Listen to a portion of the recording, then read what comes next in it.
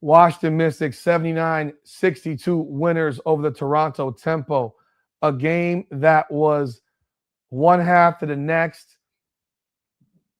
Crazy because for about 18, 19 minutes, the Mystics were horrible. And honestly, I'm not, you don't want to go too over the top with it, but the few minutes that Lucy Olsen played end of the first half were huge. She hit a 3 and a layup, and that turned a double-digit game into a 6-point game going into halftime. And I think that really did turned it a little bit for the Mystics because they were horrible for the first 19 minutes, turning the ball over like crazy, can't buy a bucket. They shot 4 of 23 from 3, 41% from the floor, but they were at under 34% at halftime. Toronto probably could have been up 15 or 20 going into the break, but they were just as bad from the floor. And in the second half, they were worse. They shoot 35% from the floor, 23 of 65, 27% from 3, 7 of 26. They went to the line 10 times. They got out rebounded by 20. The rebounding is where the Mystics really dominated. 17 offensive rebounds to 5. They stopped turning the ball over. They ended up with 19 assists. Kiki Iriafen had a monster game tonight. 25 points, 9 of 14, shooting 14 rebounds. Shakira, she turned the ball over 4 times in the first quarter, and she didn't turn the ball over again. Shakira Austin at 17, 10 rebounds, 3 block shots. Lauren Betts had 6 off the bench, 6 rebounds, 2 steals, a block. Georgia Amore had 7 points. Michaela Onyenwere had 15, 5 of 9, 5 rebounds, 3 assists. Cody McMahon had 2 points on 17 minutes. And, I mean, I would be remiss if I did not remind people or let people know that Sonia Citron's a role player. Sonia Citron is a role player. The game that she played tonight was absolutely embarrassing. The fact that they won 79-62 and scored 53 points in the second half. She played 31 minutes, scored 2 points, 1 for 6, 0 for 2 from 3, 2 rebounds, 4 assists, 2 turnovers, 2 blocks. She looked like she was afraid to shoot the ball tonight. Completely afraid to shoot the basketball.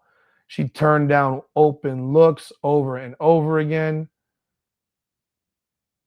And it was just bad. And this is not the first time that Sonia Citron is turning down shots. You really ain't watching this team play if you haven't seen it before, because I've watched this happen constantly. She turns down open looks all the time. She's not aggressive enough. Tonight was over the top lack of aggression. The lack of aggression she had tonight was really bad. For your leading scorer to take 6 shots, it's unacceptable in any world. 6 shots. I don't know if that's the fewest amount of shots she's taken all year in a game, but it's close. It's got to be close. Her lowest besides, she's had 2 other games where she took 6 shots. But in one of those games, she had 16 points because she went to the line 11 times because she was aggressive. In this game, she just wasn't aggressive. In those games, she was 3 for 6 twice. Today, she was 1 for 6. She had a 2 for 10 game versus Connecticut. So this isn't an out of the ordinary thing for her to not show up. She's had a number of games where she hasn't shown up. Now, and people and her contemporaries think she's a top 4 guard in the league. Hey, that's cute. Oh man, the Toronto Tempo. Wow.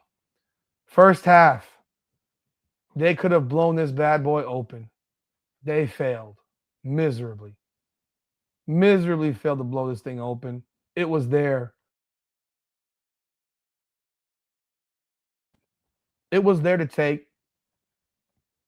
They chose not to take it. I was surprised at how non-aggressive Marina Mabrey was in the first half. She was slightly more aggressive in the second half, but she wasn't aggressive in the first half at all. She had a dumpster fire of a game. 8 points, 3 of 13, 4 turnovers, 3 assists, 1 rebound, 1 steal. She flat out sucked. And she was crashing out at the end. I mean, she crashed out multiple times, losing her shit over and over again, nonstop losing her shit. Julie Alemán led the Tempo with 15 points, 6 of 10, 5 rebounds, 2 assists, 2 turnovers. So I guess she's not continuing that 7 assists to 14 assists average that, that guy was saying earlier on. But hey, he's probably cutting his wrist because, his gambling ticket didn't pop. Laura Giuscaiti had 7 points. Maria Conde had 2. Isabel Harrison had 8. She fouled out. She must have been in foul trouble. That was the problem. She only played 21 minutes, so she was in foul trouble all game. Sabali had 13 off the bench, 2 blocks, 4 rebounds. They got 2 from Kayla Alexander, 2 from Kia Nurse, and 5 from Tima Puye. And that was it for the Temple. They were terrible. They were terrible. The second half was an embarrassment. I mean, really, they played similar to the first half. So they scored 32 in the first half, 30 in the second half. It was pretty awful. The Mystics improved to 12-10 on the season, 7-5 on the road. They sweep the 3 games against Toronto. Toronto falls to 10-14, 6-8 at home. Very odd that they're 4-6 on the road and 6-8 at home. Ain't that something? What was that run? It was like 14-0 run in the third quarter that changed the game. They didn't score for about 2 points for like the first 6 minutes of the third quarter. The third quarter was the ball game. It was the ball game. Completely flipped in the third quarter. The Mystics have this ability, man, to make it tough. They're a difficult team to deal with.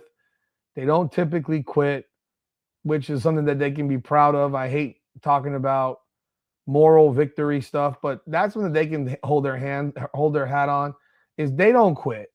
They will fight a game all the way through for the most part. They trailed 35-26. So it's 32-26. Mabrey hits that 3 to start the second half. And then it's 35-26. And next thing you know, they're up 46-38, was it? 48-38? They went up to 46-38. So they went on a 20 to 3 run. Just a heck of a job by the Mystics. Again, Marina Mabrey was awful tonight. It was embarrassing. But big win by the Mystics. They are solidifying that 8th spot in the standings. We are halfway through the season now for them. They got 22 games left. And let's see who they play next. They are now entrenched at 12, and they're actually the 7th seed now. They just jumped past the New York Liberty. The Liberty are the 8th seed. The Mystics are the 7th seed at 12-10. That's wild. That is crazy.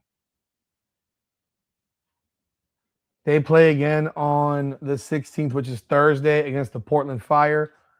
They're going to play Carla Leite again. The last time these two teams played, went to 4 overtimes, 124, 123. The Mystics have won 4 of their last 5. team, I tell you what, this team is interesting, man. They were right there from taking 2 in a row from the Lynx. Then they lose to the Sun. Then they can't score at all against the Valkyries, but they beat the Fire, the Dream, the Storm, and the Tempo. Yeah, they're an interesting group, man. They are an interesting group.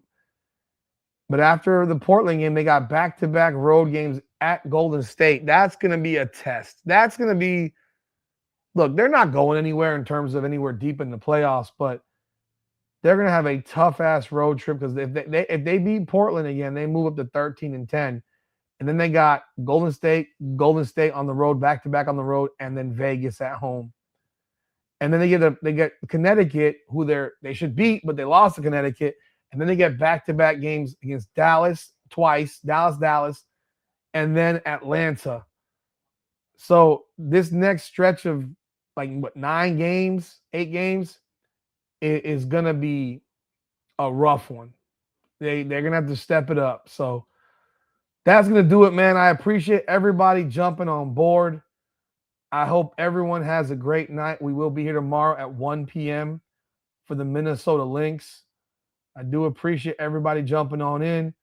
We got the Lynx, Olivia Miles. Let's see how she plays tomorrow after lighting it up yesterday. Kayla McBride lit it up. Jump on board 1 p.m. We will be here live. We appreciate y'all. We thank y'all. That's going to do it for now, man. This is Washington Mystics Unfiltered, powered by Come On Now, the podcast. Come on now.